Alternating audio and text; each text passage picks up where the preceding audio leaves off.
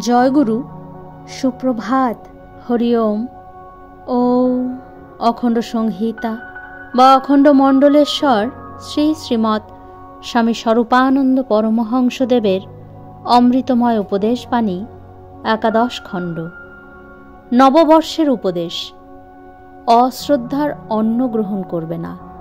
অস্পৃশ্য নীচ কুলোদ্ভব ব্যক্তিকেও সাক্ষাৎ মহেশ্বর জ্ঞানে সসম্মানা দেবে। তীর্থবাস হেতু কখনো মনে অহংকার নেবে না। সাধুজনের সঙ্গ দ্বারা আত্মোন্নতির ও ভগবৎ ভক্তি বৃদ্ধির উপকরণ সংগ্রহ করবে। কিন্তু তুমি যে সাধুসঙ্গী, জনসমাজে তার জন্য মর্যাদা প্রার্থী হবে না।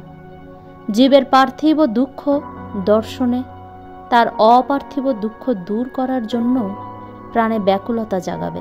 কিন্তু ঐহিক বা আধ্যাত্মিক যেভাবেই জীবের সেবা করো, নিজেকে কর্তা বলে ভাববে না। জানবে সকল কর্মের একমাত্র কর্তা শ্রী ভগবান। দান করেও নিজেকে গ্রহীতার নিকটে ঋণী বলেই জ্ঞান করবে।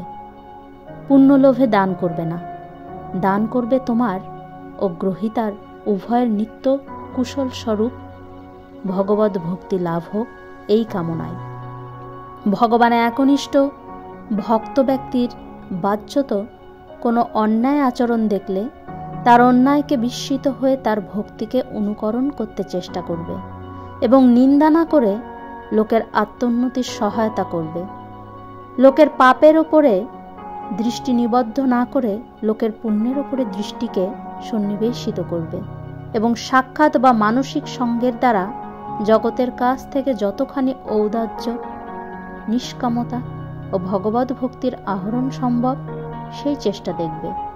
ভগবানের সৃষ্ট একটি জীবকেও তোমার পর বলে মনে করবে না।